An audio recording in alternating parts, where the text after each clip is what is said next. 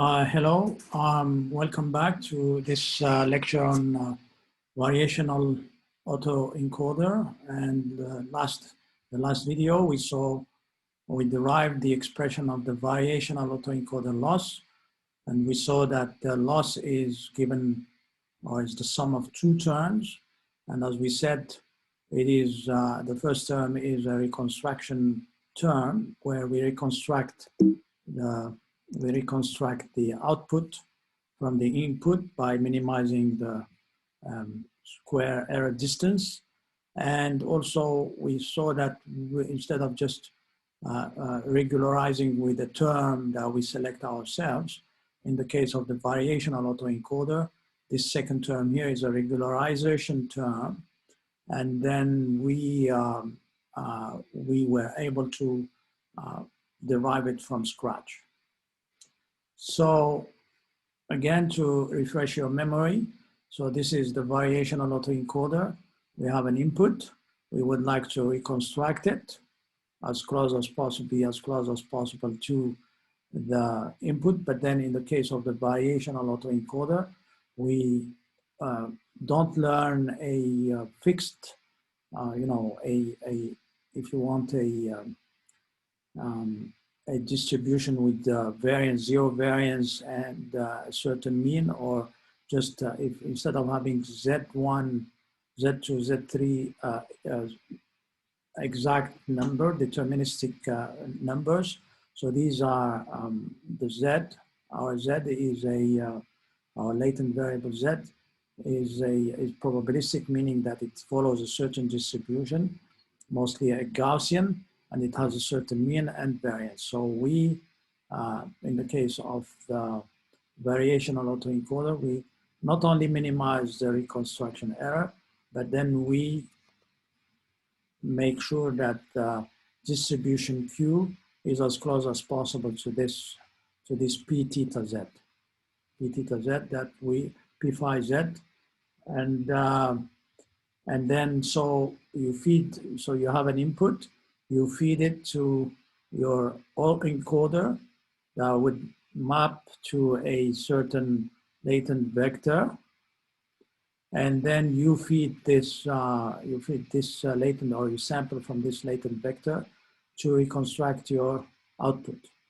Now we're going to see that instead of learning just the Z, we actually assume that that we have a normal distribution, and we learn the mu and sigma of that Z, okay? And then we, okay, so when we train our network to find the weights of, or the weight matrices here, to map this X to a Z, and also to map the Z to an output X tilde. So we use backpropagation, but we're going to see that when we perform backpropagation, the sampling function here is non-differentiable, so we cannot compute the gradient of the of that function. We have to perform a trick called the reparameterization trick, and then when, okay, so we're going to see the details now. So let's revisit the loss function and look mathematically at the terms of our loss function. So let's look at the first term here. So if we assume that this distribution P theta P theta of X given Z, so given this latent vector Z, what is the probability of getting this, of getting X? So if we assume that this is normal with a certain mean mu theta and the variance sigma theta, we can show, as we're going to do it now, that this is this is just a square mean. The difference between, so this is equal to X minus X tilde square. So it's the reconstruction error. So you're minimizing the distance between X and X tilde. In fact, if you assume that your P theta is Gaussian, so it is given by this expression as we know. So this is a normalizing term. And you have here at the numerator of the argument of the exponential, you have x minus x tilde, sorry, x minus mu theta transpose, so a vector transpose times a matrix times that vector, and then if you take the log, so, and ignore these constants and the 2, if you take the log of that, it will have this expression here. And again, if you take a vector transpose times a matrix times that same vector, you will see that you will get something like x minus x tilde. I think you can do this exercise to, to be convinced about that. So bottom line, if assuming that you've done this exercise and you found, so you should find that, that this term here is no more, if we assume that p theta is Gaussian, it is as if we are minimizing this x minus x tilde, just like if we're minimizing the square distance between the output here, the reconstructed output, and the input. So that's if we're minimizing, if we assume that this p theta is Gaussian. If on the other hand, we're dealing with binary data, and then assume that this p theta is a Bernoulli distribution, it can be shown that this is similar to the cross entropy. So the reconstruction error, instead of being minimize the square distance between the reconstructed input and the input, so it is the cross entropy between them. So the first term of the loss of the variational autoencoder is a reconstruction error. Now let's look at the second term of the loss function. So the second term, what it says that the distribution of Z needs to be similar to the distribution of choice Q phi. Remember, we wanted to make sure that this this P phi is as close as possible to Q that we select. Okay, so this is a distribution of choice, and then for simplicity, we choose P theta of Z to be a Gaussian with 0 mean and unit variance. And the reason why is so we can sample from it easily. Now, another observation is that if your Q is normal with a certain mu and covariance sigma, the KL divergence has a closed form. So in fact, if you go to Wiki and search for KL divergence, you would see that the KL divergence between two Gaussians, so the KL divergence between first Gaussian N0 and N1, N0 having mean mu0 and variance, covariance sigma 0, and the and N1 having mean mu1 and variance sigma 1. So the KL divergence between them has a closed form, and it can be expressed in terms of the means and the covariance matrices of the two distributions. So you can express it into this. So this is the trace of the inverse of sigma 1 times sigma 0, and then plus this expression we saw closed, so it's a vector transpose sigma 1 inverse or a matrix times the same vector, and then this vector here being the difference between the means of these normals, mu1 minus mu0 transpose, and then minus k plus log of the determinant of the covariance matrix of this distribution divided by the determinant of this distribution. And this formula can be proven easily. In fact, if you use the definition of a normal, a multivariate normal, N0 with the mean mu0 and sigma and covariance sigma 0, and the same thing, the definition of a normal N1, and you use the definition of the KL divergence, you can easily define or prove that this is the case. So it is given in terms of, so the KL divergence is given in terms of the means and the covariance matrices of the two distributions. Now, if we, a special case, which is common in variation on inference, is the KL divergence between a diagonal multivariate normal and the standard normal distribution with zero mean and unit variance, meaning that if you have a normal n0 being having a mean and a diagonal covariance matrix, meaning that along the diagonal you have sigma 1 square, sigma 2 square, sigma k square, so k being the dimension of the Gaussian, and then so the KL divergence between that normal and another normal with zero mean and unit variance. So this can be written under this form here. And you can prove this from the definition of N0, N1, and KL.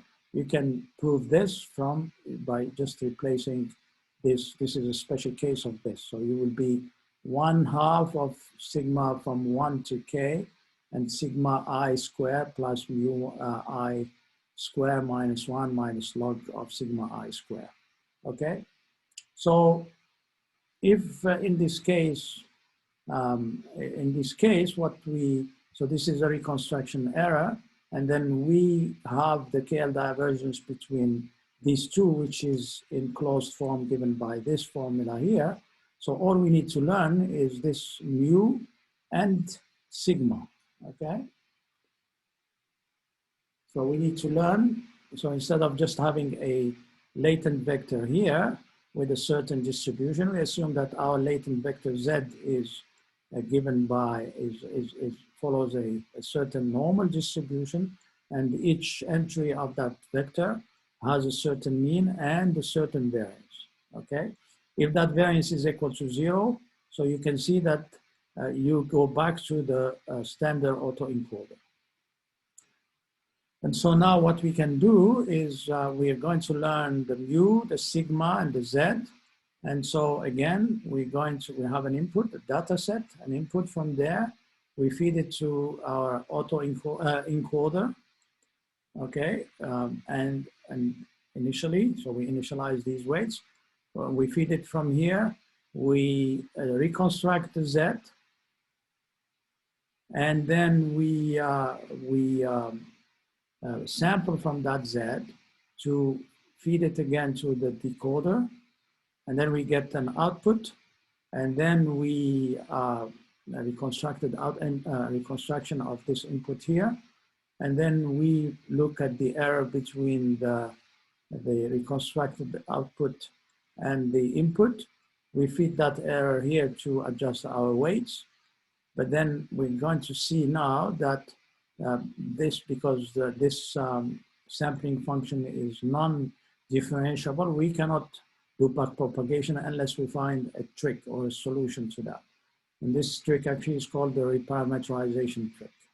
So now we can sample from this distribution and pass it to the decoder to reconstruct X tilde. Okay. So what is this reparameterization trick? So we have our mu, sigma, and Z, just like here, mu, sigma, and Z. And then this is our F function, which this is our F function. So this is just a probably graphical model or PGM of our network. So when we do the backpropagation, we are supposed to feed or go back here. But again, we need to compute the gradient of Z. So we cannot do that because it's the sampling function is non-differentiable. So what we do is a transformation so that we get rid, or we move the randomness from here, from this part here to outside. So this would be just as we're going to see a random number that we sample from. We feed it to Z, and so basically these would become learnable. So these are learnable. You can compute the gradient of these, and then we just need to learn these mu, sigma, and Z. So After simplification, so let's look at the mathematics of the reparameterization trick. After simplification, so this is our loss function. Again, the KL divergence is given by closed form. So we need to reparameterize to be able to perform backpropagation. And to perform backpropagation, we need to compute the gradient of this function. Okay, it's not so the way we perform the optimization for this loss function is we keep phi constant. We take the gradient of the loss with respect to theta. We minimize it, we get theta star. Then we replace it into the loss, so the loss becomes theta star phi.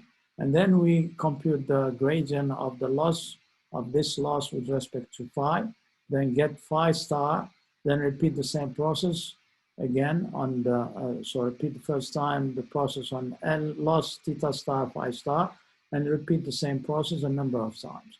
However, it is hard to compute the gradient. So for the gradient with respect to theta of the loss is no problem, but the gradient of the loss with respect to phi is a problem. The reason why is because when you take the gradient of phi with respect, so the gradient of this first term here, you cannot get the gradient inside the expectation operator. So, so the gradient of phi expectation is different from expectation of the gradient of that log. Okay, so for this reason, we cannot perform backpropagation. Okay, and we need to do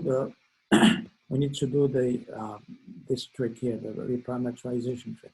So how does this reparameterization trick works? Is we compute a linear transformation of Z in terms of a random number epsilon, okay? And this epsilon is sampled from a Gaussian distribution of zero mean and unit variance. So this linear transformation can be written like this. So, so what you do now, instead of sampling from Z, which is of a Gaussian of mu and sigma, what we do is we sample from epsilon, and then we feed it to the Z. So again, the epsilon becomes is outside the backpropagation pathway. And the same process as we explained before happens. So you want to, the first term is to have your input ideally identical to the reconstructed input.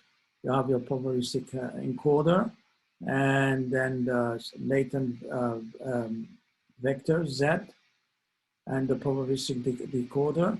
And so what you do, you feed your, so you learn with the backpropagation, you learn these functions here, but then when you feed your input here, you have your mu, your sigma, and then you would have to sample from epsilon from a normal Gaussian of zero mean and unit variance. So that explains, or so that shows that, okay, so we did, what we did so far is we explained how the variational autoencoder works. We showed that the loss function is given by two terms, or we can derive it from the first principle, and then the loss function is composed of two terms, the reconstruction term to make sure that X is as close as possible to X tilde, and then also a regularization term to ensure that our Q phi is as close as possible to a PZ, okay?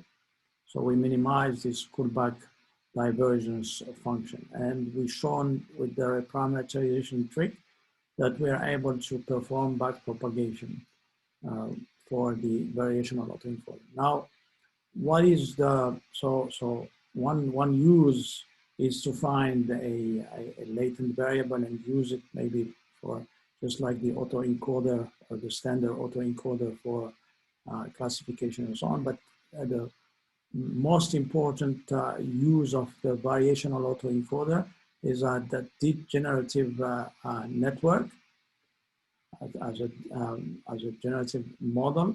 So what you do, you in this case, we forget about the encoder. We've trained, so we've learned, or we got our Z. So we sample from this Z and then feed it to the decoder to generate data that we have not seen before. So if you look here at these faces, so this is our input. If you use a normal autoencoder, you'll get a lossy reconstructed version of your input, okay? So it's not the same. I'm not sure why this is the case. So it is a kind of a blurry version of your input.